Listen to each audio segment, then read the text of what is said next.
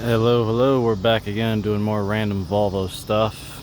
So, this is pertaining to your exhaust. And I started to notice that the flex pipe here was leaking a little bit.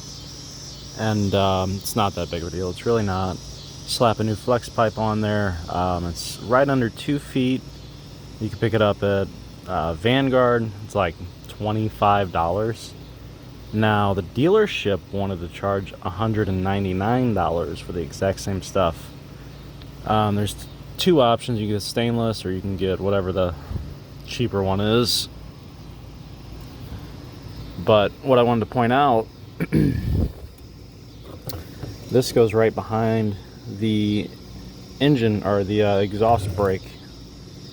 And I mean, I hit on it a little bit, that's why you could see this crack a little bit better. But when it's on the truck, it's completely dark and you cannot see that. Apparently that's a very common thing for these D12s because the air conditioner drips down on it and it does a hairline crack right there. So this is the new one. It's $250 for this piece here.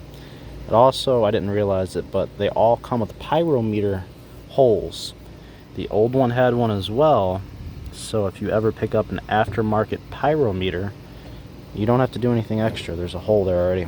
So, clamps, boom boom, this guy, the bolt, and show you where we're at.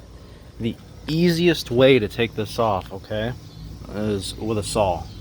Just cut it right there with the little electric deal, or if you've got a air compressor, just a little turning wheel, a little 4-inch or 3-inch. I literally spent 5 seconds. Cut it right off. Your flex pipe's gonna cover that up, and then it's the same concept right back here. So, turbo, and right there, it just slaps right on.